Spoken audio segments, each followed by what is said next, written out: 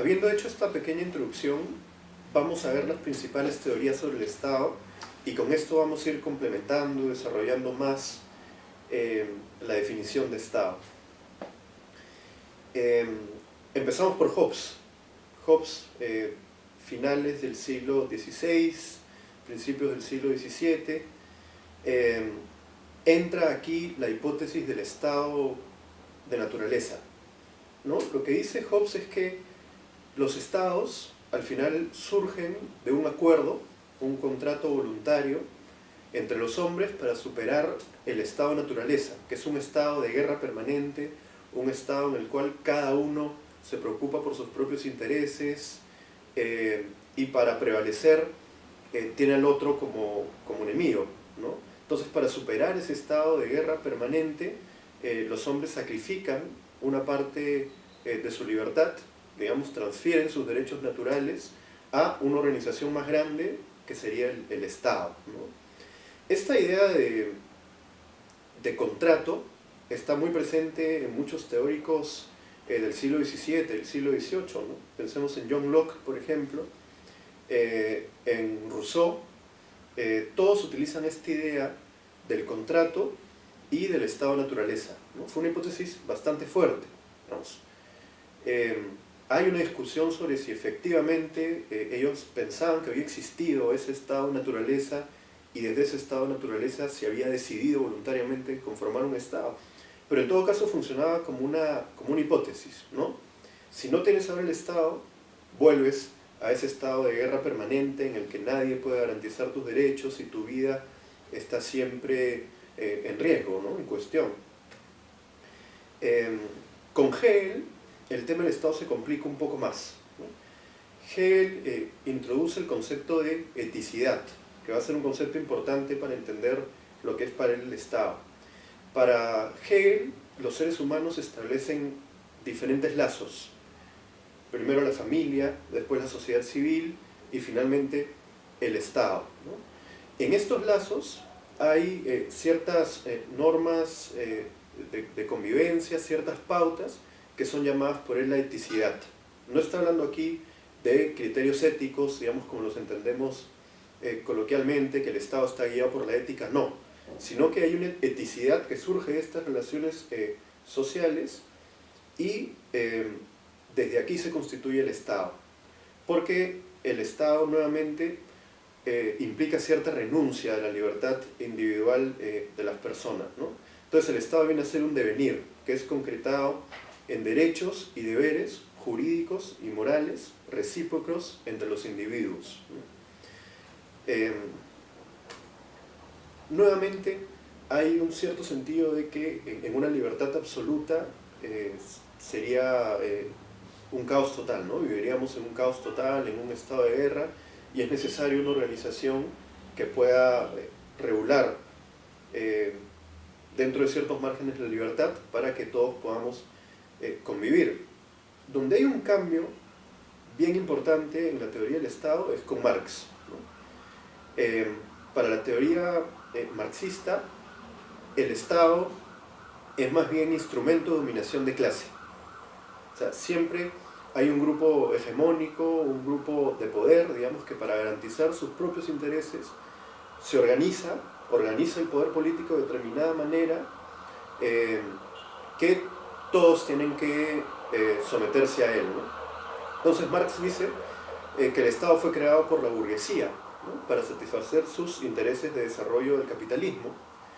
Y hay una frase, digamos, muy conocida del Manifiesto Comunista, en el que Marx y Engels dicen que el gobierno del Estado moderno no es más que una junta que administra los negocios comunes de toda la clase burguesa, ¿no? Entonces hay esta idea de que esta guerra al interior de la sociedad no se supera con el Estado, sino que hay un enfrentamiento permanente de clase.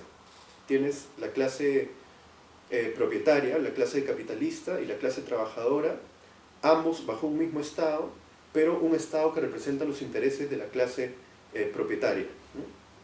Esto es bien importante para la teoría posterior del marxismo, porque si el Estado siempre era el de una de las clases, al desaparecer las clases tenía que desaparecer el Estado, ¿no? Esto lo vamos a ver con más detalle en Lenin. Otro tipo de acercamiento al Estado es el de Weber. Weber introduce un concepto que se ha hecho muy conocido, que dice que el Estado es aquel que detenta el monopolio legítimo de la violencia. ¿Qué quiere decir? En el feudalismo, o pensemos, para hacerlo más cerca al Perú, en la época de guerras entre caudillos militares, no había una centralización de la fuerza, digamos, no había una centralización de los ejércitos. Los caudillos regionales tenían sus propios ejércitos, tenían sus haciendas, sus trabajadores de las haciendas los armaban, o eran militares que tenían sus seguidores, y por tanto no había un Estado central que fuera el único capaz de ejercer la violencia o de ejercer la autoridad por la fuerza, sino que eso está distribuido en diferentes espacios.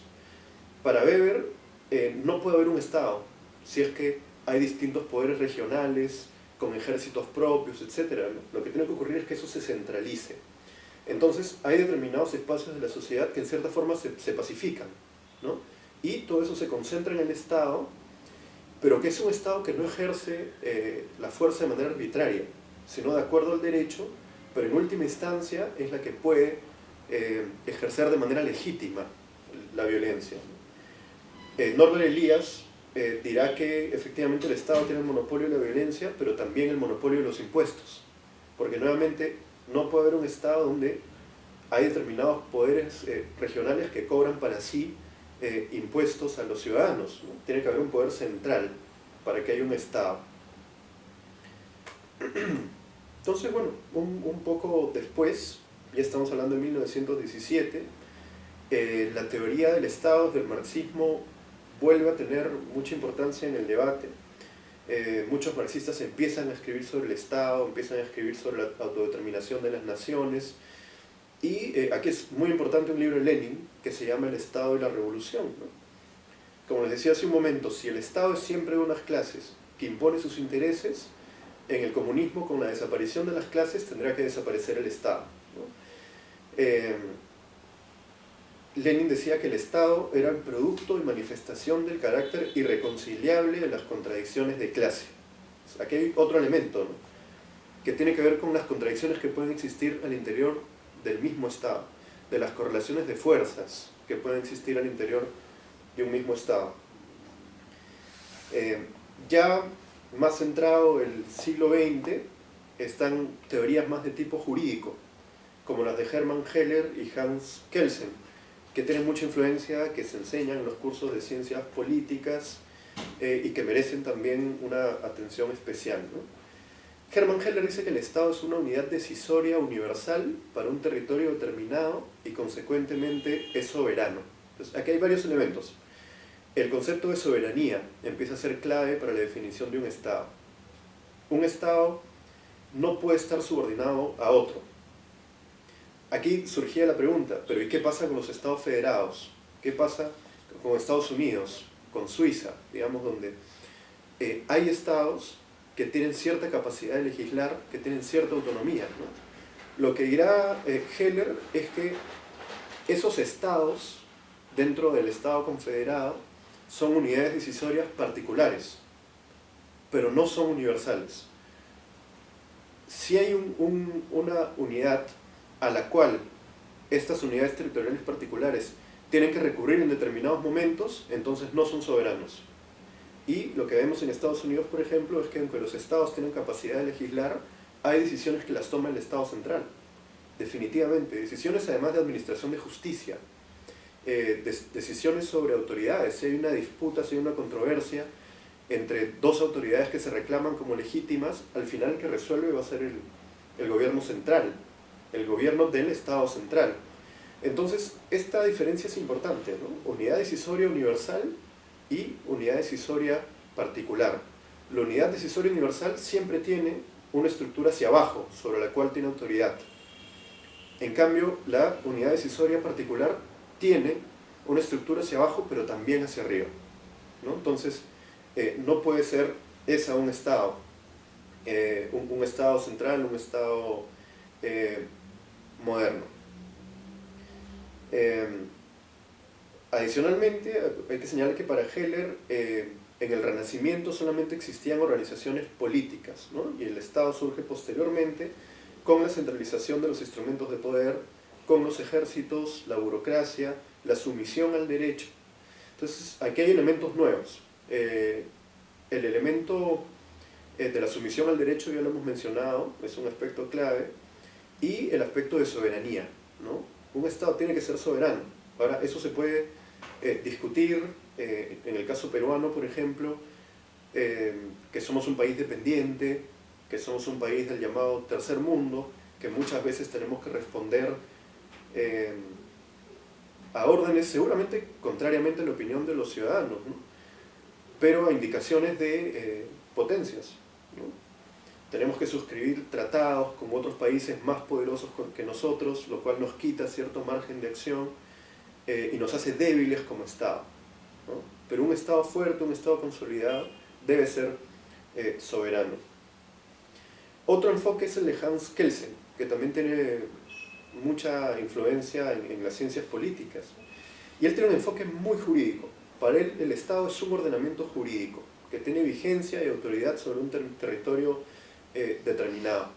En consecuencia, una teoría del derecho solo es posible, perdón, una teoría del Estado solamente es posible a partir del derecho.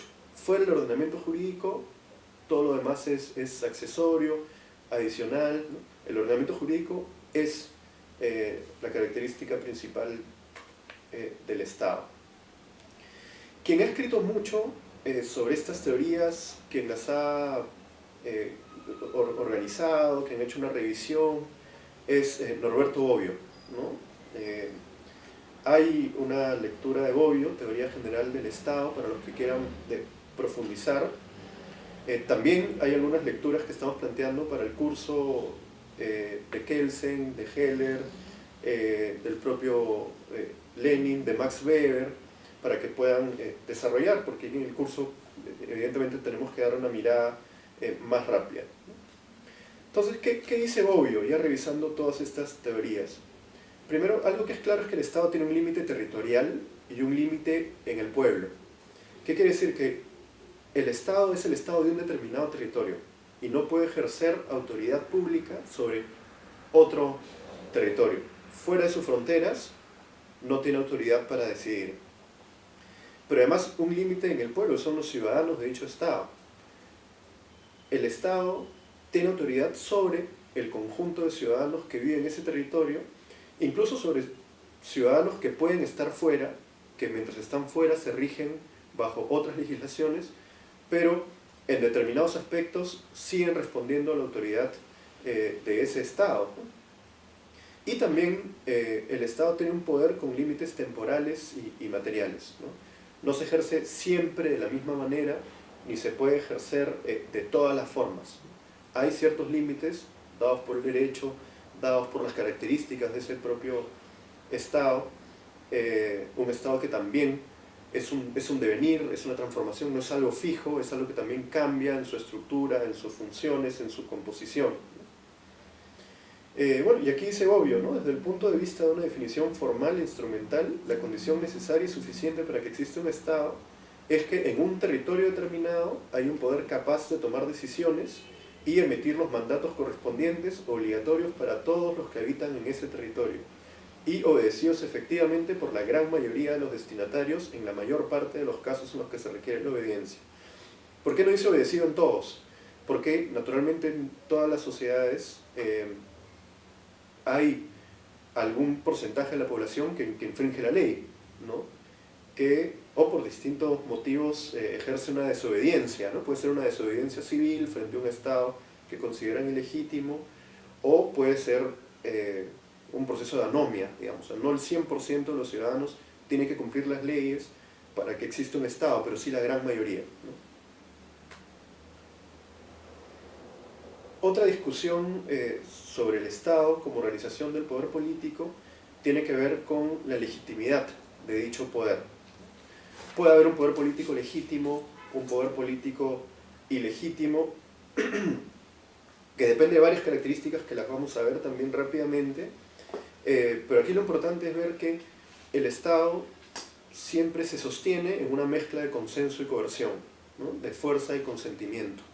Ningún Estado se puede mantener solamente por la fuerza, porque termina siendo inviable. La gente puede soportarlo, digamos, por algún tiempo, pero eso tarde o temprano estalla.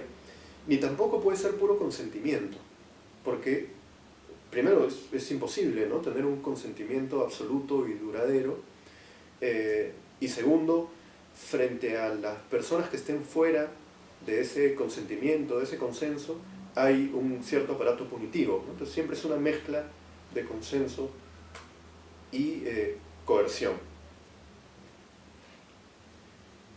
Vamos a pasar ahora entonces a los tipos de Estado y las formas de gobierno. Aquí voy a ir un poco rápido. De lo que se trata es de explicar algunas tipologías que existen, no podemos profundizar mucho, pero que ustedes pueden profundizarlas en diferentes lecturas.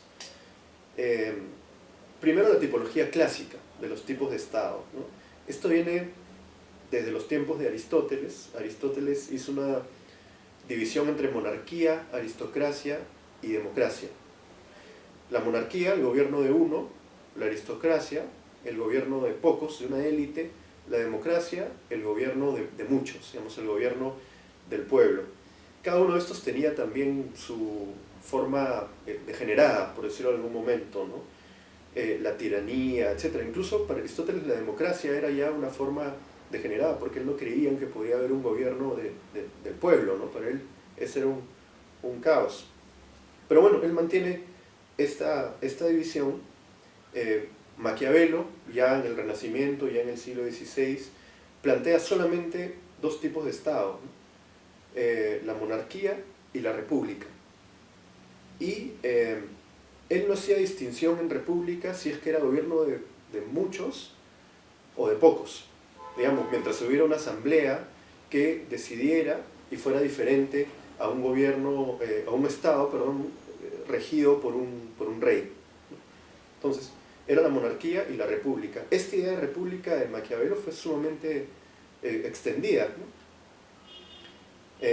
No estamos hablando aquí todavía de república democrática, no estamos hablando de una serie de contenidos que pensamos hoy día cuando hablamos de república, sino era simplemente diferente a la monarquía, ¿no? Un gobierno de más de uno. Montesquieu introduce también